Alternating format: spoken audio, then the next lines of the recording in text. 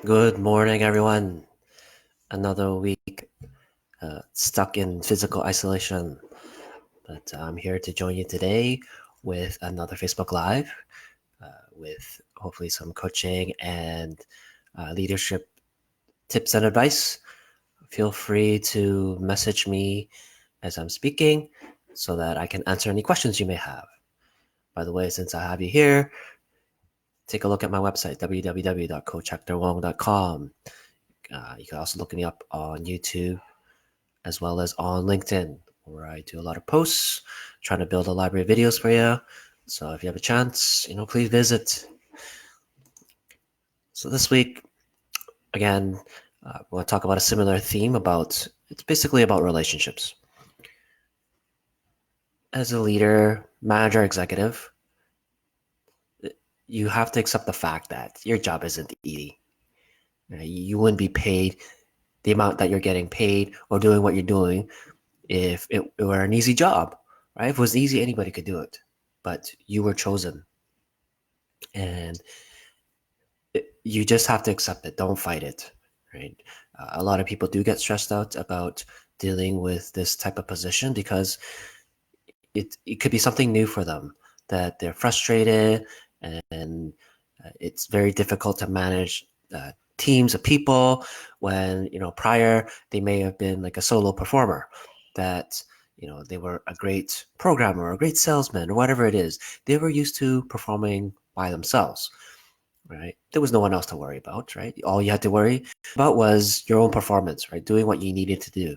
But when you're in a management or leadership position, that perspective has to change, right? You're focused on is not on yourself, but it's on other people, and this can get worrisome for people.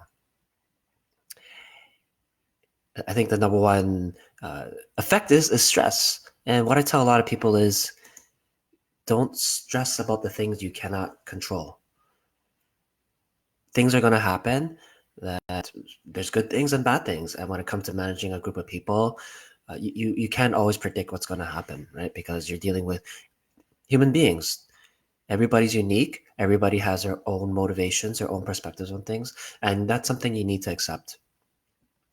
And instead of fighting it, you're think of it this way. Don't think about changing them. Think about changing how you act, how you think, how you speak. One thing I talk about is that you can't change the situation, but you can change your mindset. So I would say one recommendation, which I found pretty tough, was when you see someone or hear someone do something, assume that they're doing it with positive intent. And what do I mean by that? I think it's natural, and especially for myself, hopefully a long time ago, not anymore, that if someone does something that you don't agree with, or that annoys you or makes you angry, that they're doing it out to get you. They're doing it with negative intent. That they're just there to cause trouble, there to annoy you or other people, but that's not true. How do you know what they're thinking in their head? How do you know what their intentions are? Right? You can't. Don't make that assumption. And it's natural for us to make assumptions, but if you are going to, that's why I say think of people as doing things with a positive intent. For some reason, they're doing what they're doing because they think they're doing something right or for the benefit of others, right?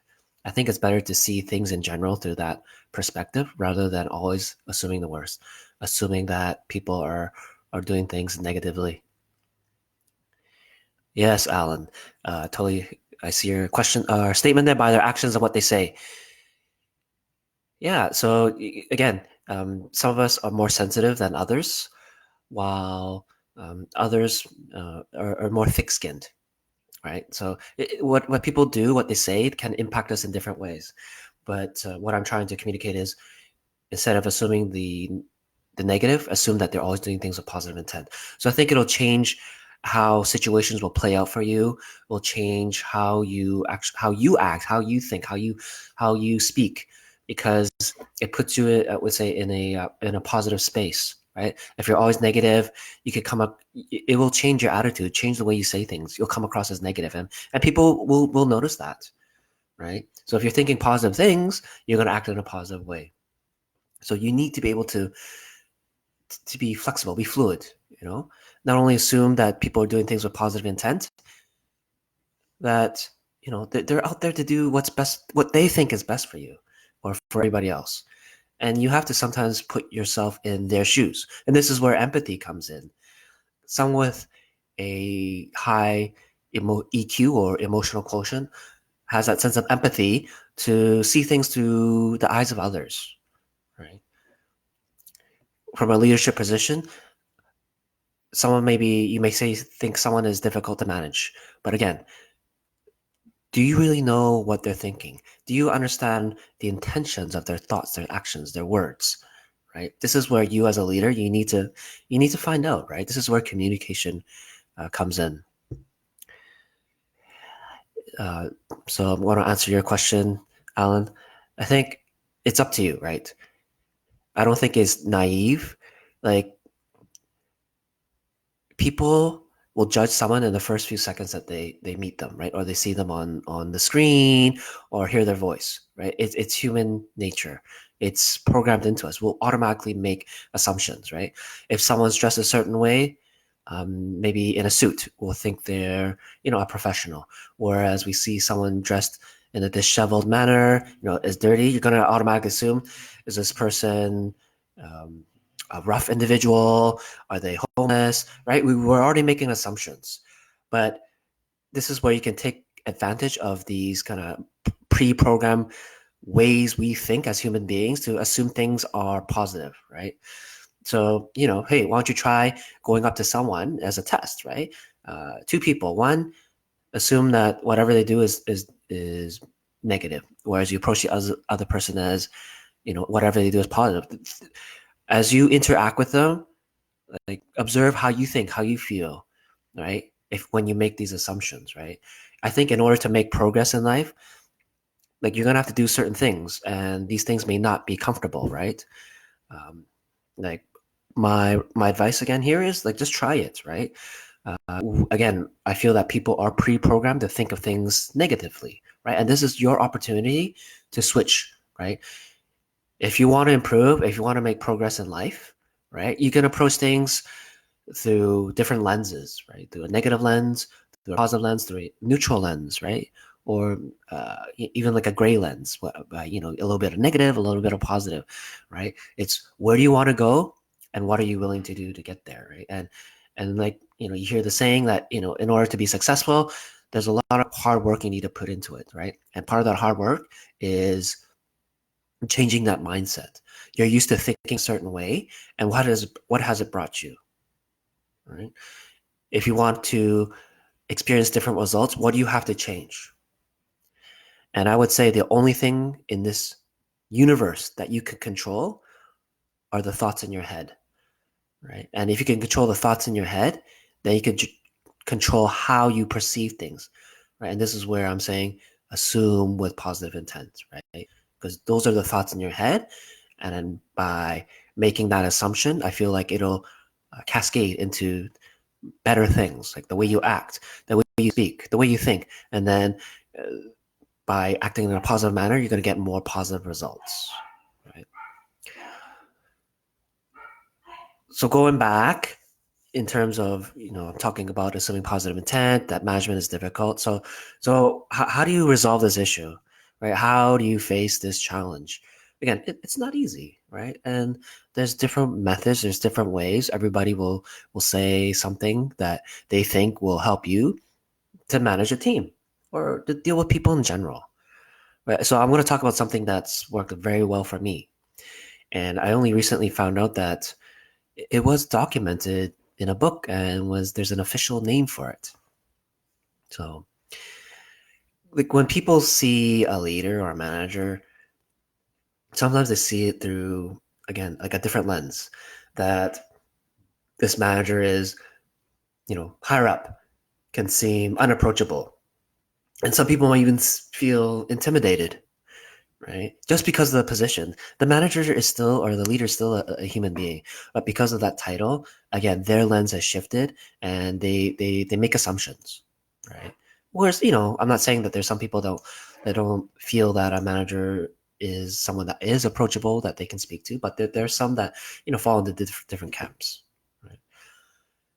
What you have to be cognizant as well is that are you uh, giving that image of being unapproachable or intimidating? You have to think about it. Like again, what are you doing? What are you saying? How are you acting? Like I'll even say, like, how do you present yourself? Right? I'll touch upon that a little bit later. But if these people don't approach you or don't want to talk to you, you're not going to be able to communicate your message. They're not going to be able to communicate what they're feeling, right? Or their knowledge, their experience, the things you need to do to make the team better, right? So if the relationship isn't there, the communication isn't there, and if there's no communication, then your team is destined for failure. So again, you have to be self-aware, right? I think this is where I said, you're able to control your thoughts. You need to make a conscious decision to be self-aware as well, right? So I talked about being, assuming positive intent. I'm telling you another thing. Be self-aware. You may think you're perceived a certain way, but I always tell people you have blind spots. You may think it, but it's not necessarily true. So for me, the definition of a blind spot is that it's something you don't see. And if you're not aware of it, how would you ever correct it? How would you ever fix it? How would you ever improve? And this is where you need to rely on a good uh, circle of, could be peers or friends or family that is not afraid to be truthful in giving their assessment of, your blind spots so that, you can improve on it.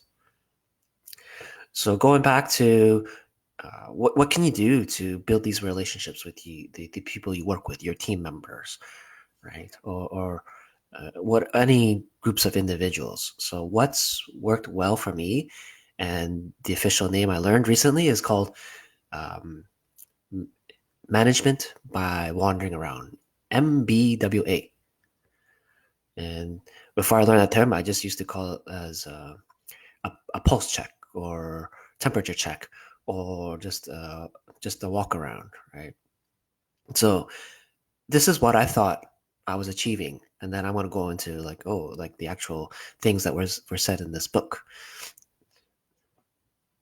I wanted to, when I say pulse check, of course, I meant like, in your body, your heart's beating, and through the pulse, you can, if it's a weak pulse or a strong pulse, you can understand the health of your body, and here in this case, the health of your team and the organization, right? By walking around, I was trying to not only get more information, but build the relationships. So I've talked in the past about there's formal contact and informal contact. Formal contact is you can have your meetings, your official one-on-ones, whereas informal contacts, I call them the water cooler chats. So hey Tom, how's it going? What did you do on the weekend? Like these questions sound like so contrived, but people don't only say them because they're the only things they can think of. It helps. They're like the baby steps you need to do in order to build those relationships, right? I always say a journey of 1,000 miles begins with one small step. And when you start by walking around and doing this pulse check, I'm trying to build those relationships with people, right? You also need to be aware of these different individuals, their personalities. Like some people may feel that you're intruding, that you're bothering them if you just appear out of nowhere and start talking to them. Whereas others, they love that social aspect and will embrace having you come up to them anytime, actually, just to talk about any subject, whether it's be work related, business related, or just social related, or for whatever topic for that matter. By having these pulse checks, I'm trying to again get the information, build the relationships, and again start building the behavior of having the team getting used to myself approaching them, right?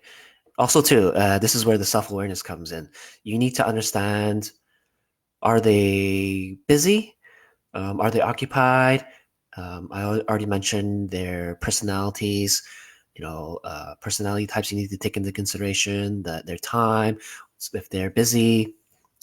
You have to take all these consideration, right? So when I do a pulse check, sometimes I'm not able to talk to every team member, right? Sometimes I'm just talking to a couple, and then I have to, you know, move on to another group, a next day or a couple days afterwards, right? But in the end, I want to be able to make contact with each of those individuals on a weekly basis, right?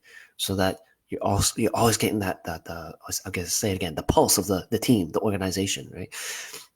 Sometimes in a formal situation, a person may feel that they can't say certain things. Again, I mentioned that some people see a manager as like unapproachable or intimidating, and when it comes to one on one and the focus is on them, sometimes they just like they don't want to say anything because they're afraid or they feel it's inappropriate. When you change their surroundings, you change the environment in which you talk to them. For some people it'll change how they behave. So when they felt that they couldn't speak to someone in a formal one-on-one situation, now they feel in a relaxed environment that things can be talked about freely, um, more loose or easygoing manner versus those formal contacts, right? So you're doing this wandering around, this pulse check, and it's not a forced conversation. Hey, if they're busy, you don't have to talk to them, but 9 times out of 10, I do want to have some sort of conversation with them, right? And I mentioned that there is a book, right? So this book is called In Search of Excellence. It talks about this method called MWBA, MBWA, management by wandering around. So I'm going to be nitpicking here, but I don't like the word wandering because on one hand, I think they use the term wandering because it means going from place to place.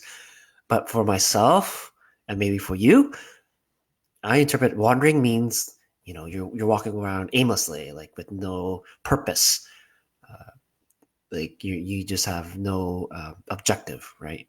When you're just like moving around aimlessly. So I prefer to call it walking. So managed by walking around, or I still like to use my word of the pulse check, right? So there is an investment, right? You have to take time out of your day to actually physically get out of your desk and move around, right? And these people can be located all over the place. And when I say doing a pulse check, this doesn't necessarily mean that all the individuals are in one location, right? You may have people who are located in different offices, and they might not necessarily be in the same location or city that you're in. This may require you to travel.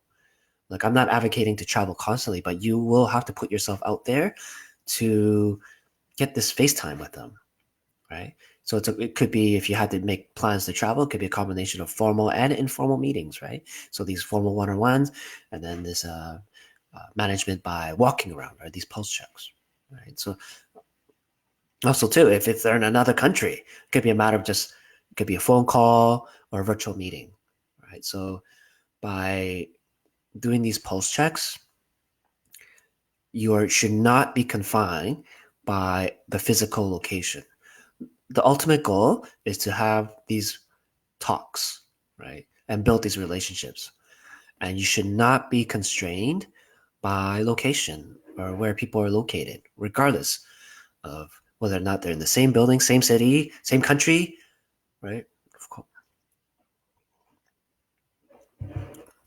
So when I say walking around too, remember there is a specific purpose, right? You have to have a strategy.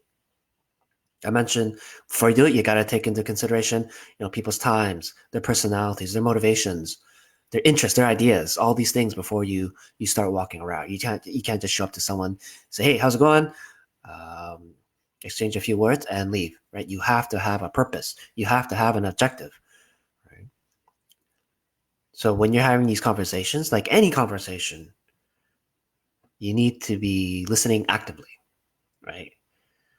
So hopefully, I'm going to assume most of you know what active listening is, but just to talk about it briefly, it's like when someone's talking, you're just not listening to the sounds coming out of their mouth, right?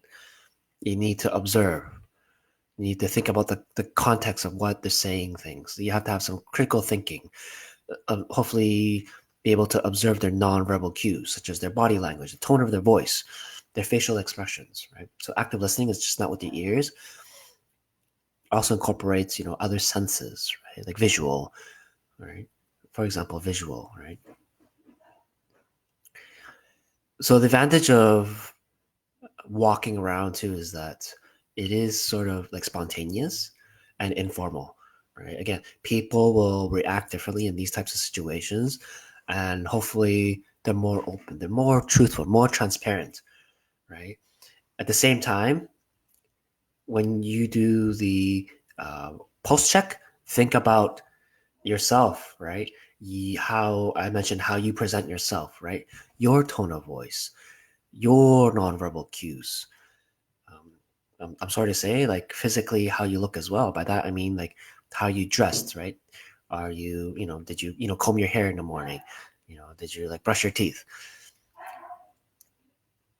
People, there's the saying, which I understand why it's popular, but I don't think it's true. So don't judge a book by its cover, right? So basically, what people are saying is, don't make assumptions about someone based on how they look or how they act, how they speak. In the ideal world, yeah, I would love that to be true. But in the real world, there is science to back up that people will make an assessment, will make a judgment of you in the first few seconds that they meet you.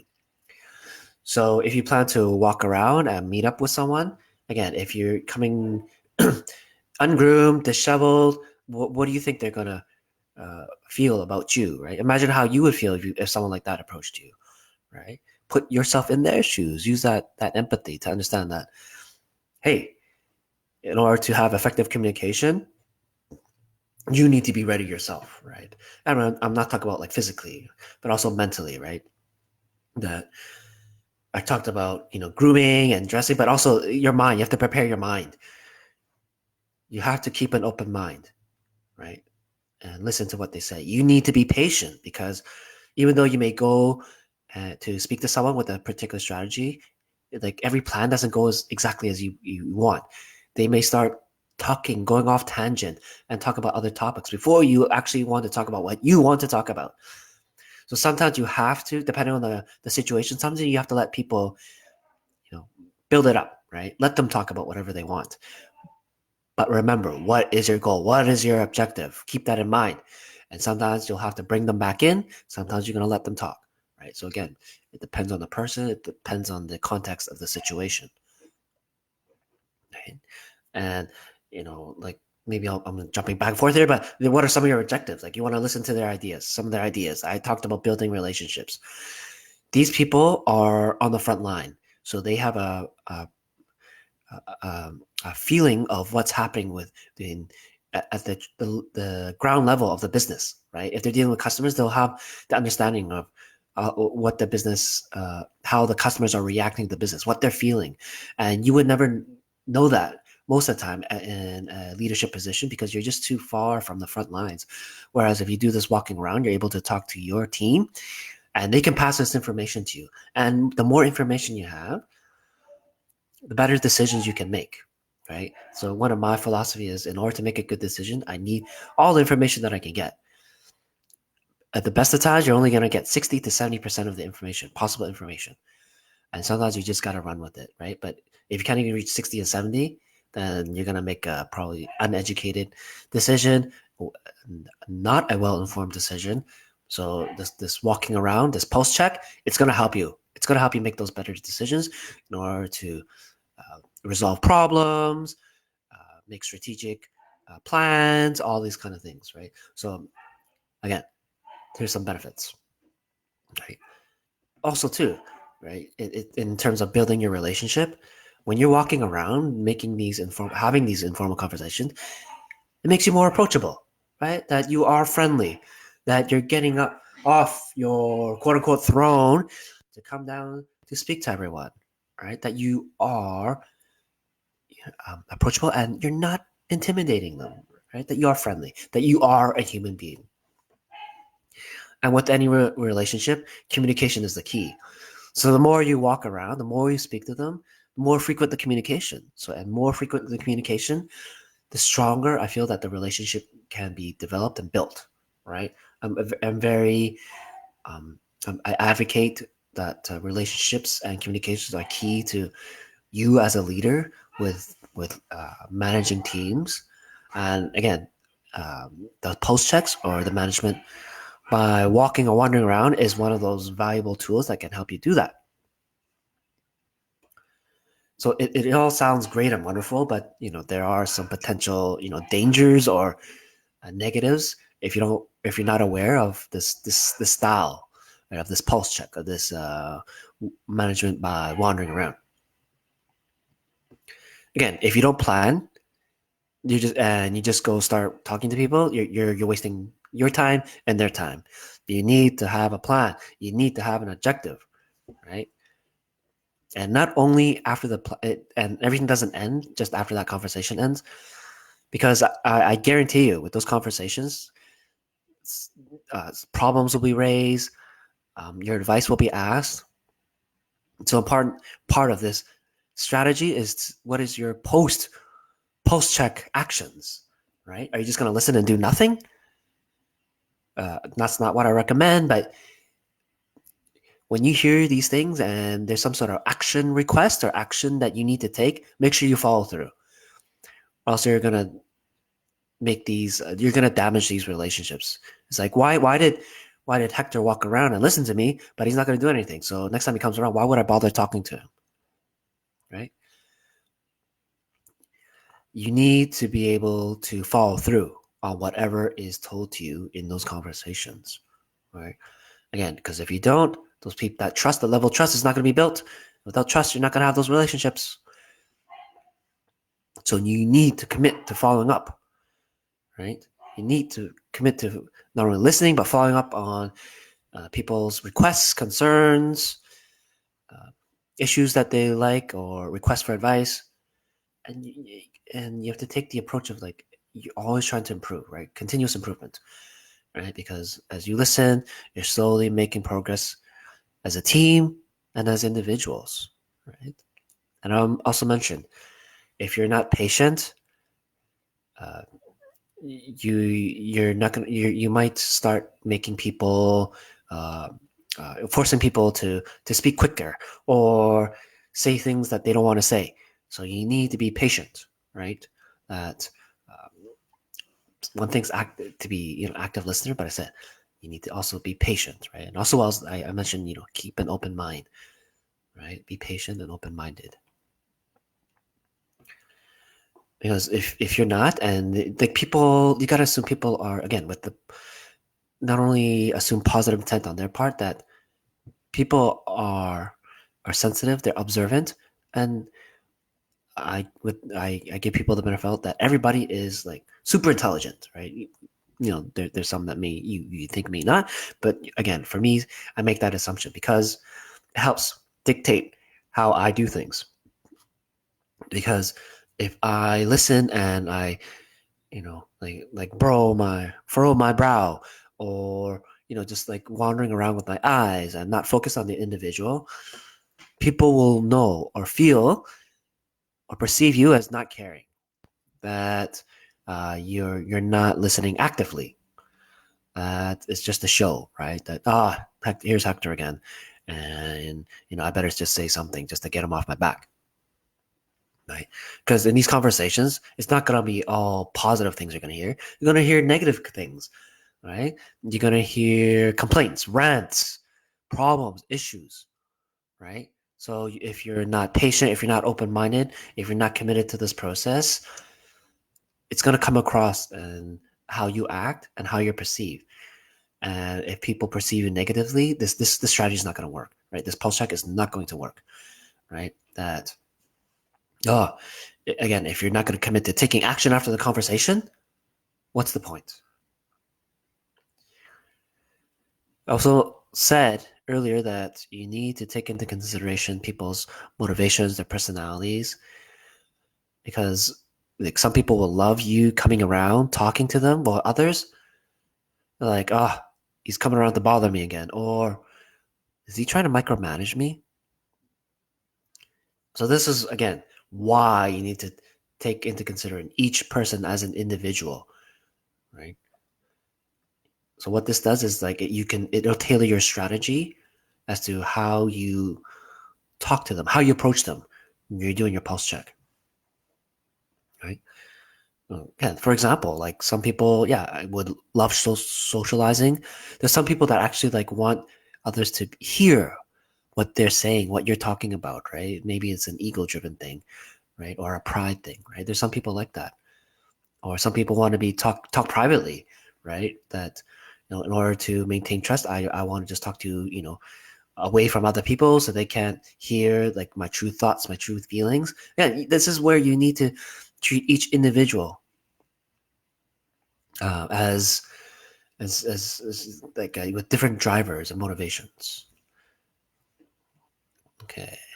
Okay, I'm going to try to quickly end this. I'm going to try to answer your question, Alan.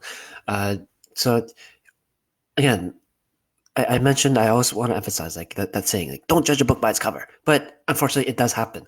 So not only do you need to think about the individual, you need to think about yourself, and you may have blind spots, right? So again, you need to have a trusted circle where they can tell you the truth. What are your blind spots? What are your weaknesses? And what is what you need to address, right? Um, the thing to keep in mind is like have a strategy when you're doing the pulse check or the management by wandering around. People can be busy, or just unavailable.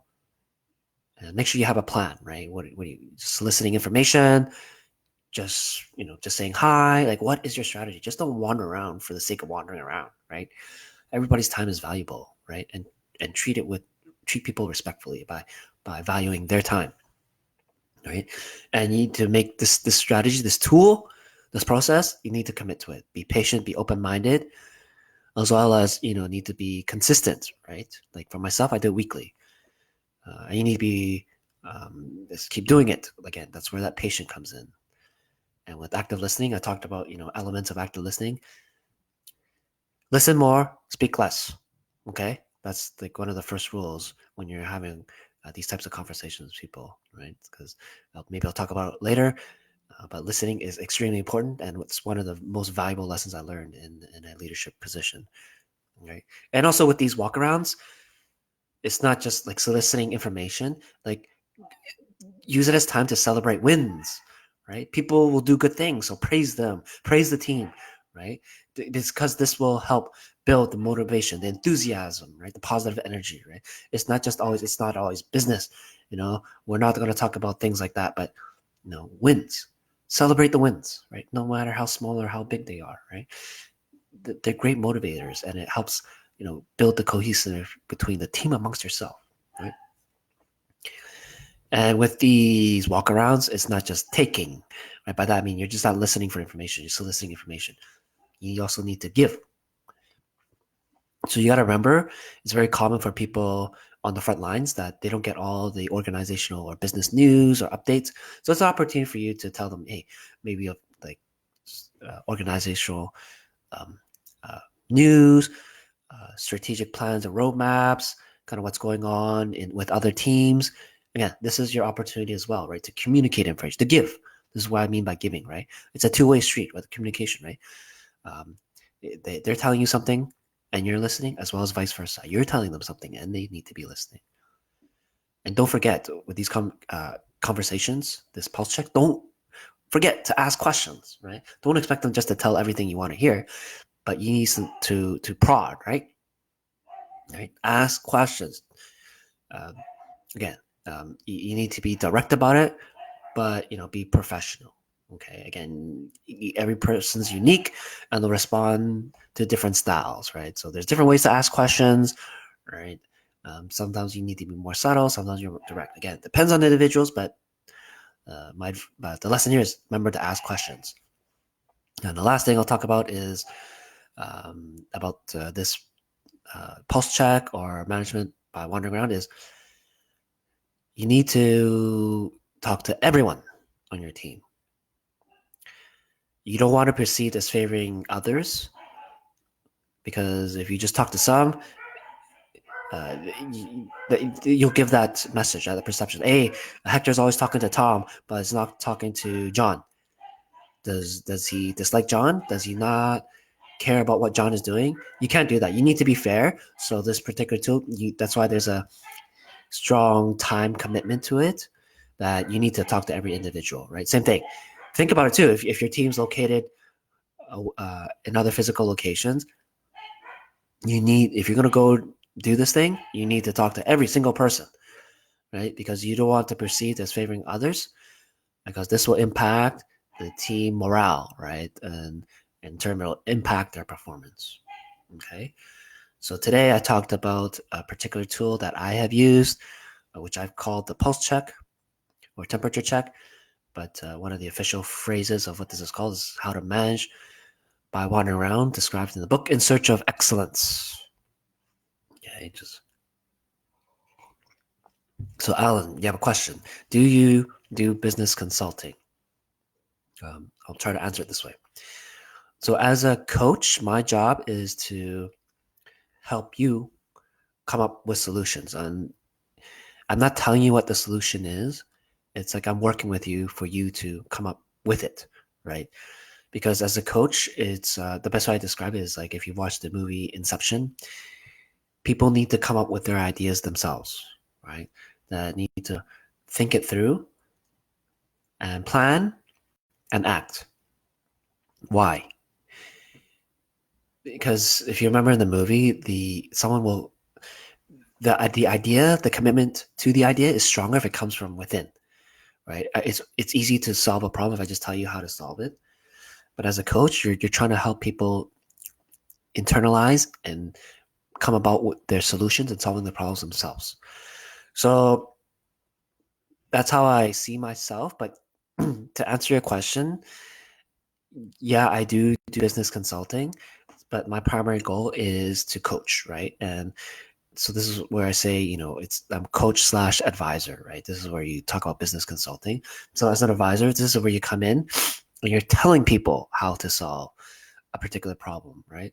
That you're not having them do that critical thinking, that deep thought that a coach would have someone do. Whereas an advisor will come in and say, hey, what's your problem? Okay, this is how you think you should solve it. Go ahead. Whereas a coach will say, hey, what's your problem? And then we deep dive. Hey, what are your challenges?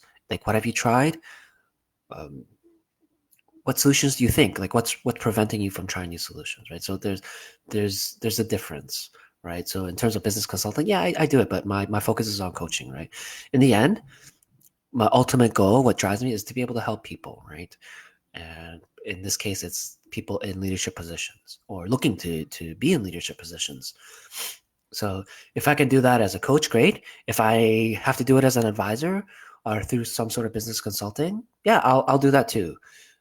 Again, as I've said, everybody's different, right? Every situation is different, and I'm going to use the right tool for the job. And most of the time, I'll be, promoting or utilizing coaching. Whereas if the tool required is to advise or consult, then that's the tool I'll use. Right. So again, it really depends on the context of the situation, but my primary focus is on coaching, right? I'm trying to develop the individual because I feel progress is made if it's internalized and the answers come from within versus being told, right? Like think about you, right? If someone told you to do something, would you buy in versus, being asked, right? This is what a coach does. The coach asks, they don't dictate. Right, it's like a little child, right? It's like if they feel like doing it, it's great, right? If it's you know wash the dishes, if they love doing the washing the dishes, great. Whereas if you tell them and they're resistant, right? This is the very simple example, but again, as a coach, I'm helping you develop from within, whereas as a consultant or advisor, you're being told, right, what to do, right, how to solve the issue. Okay, so that's it for me today. Unless you have like a last minute question, you can always message me again. Please visit my website, www.coachhectorwong.com. I have a YouTube channel, same thing, Coach Hector Wong. You're here on Facebook, so you know that I have a Facebook page. And lastly, LinkedIn. I do post regularly more on LinkedIn. That's probably my primary social media channel, so visit me there. So thanks again for your time. Until next Sunday, I'll speak to you soon. All right. Have a good day, everyone. Take care.